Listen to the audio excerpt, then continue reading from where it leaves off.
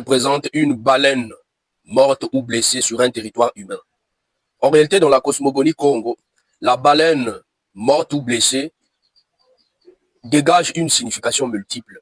Mais la principale est celle-ci. Un messager du royaume des ancêtres vous a été envoyé. Et si ce messager est blessé ou mort, ça signifie que la spiritualité de votre territoire est blessée ou morte. En réalité, dans la cosmogonie Congo, l'océan n'est pas aperçu comme étant une simple eau. C'est la frontière entre le monde des vivants et ceux des ancêtres, qu'on appelle par le Mpemba.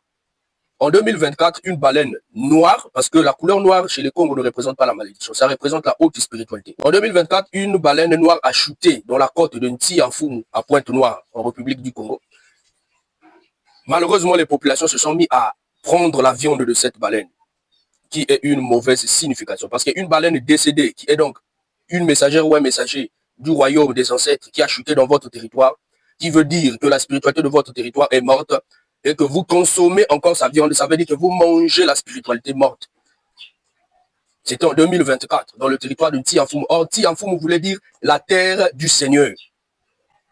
2 ans plus tard, à 190 km vers le Congo central, à Mwanda, où sont sortis les Kimbangu, où sont sortis les Mwandantsemi.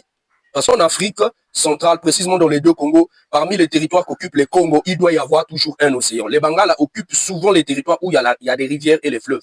Parce que l'océan est réservé à ceux qui sont plus spirituels. C'est le cas en République du Congo, en RDC. Les Congos occupent les territoires. Parmi les territoires que les Congos occupent, il doit y avoir un océan. Parce que c'est la frontière entre les vivants et les ancêtres. Et donc, cette baleine qui est sortie à Mwanda veut simplement dire qu'une messagère vous a été envoyée par le monde des ancêtres.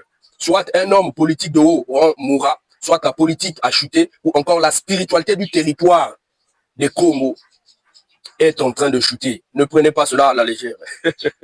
C'était Manangoya Gérard, le grand phénix de Cam et le grand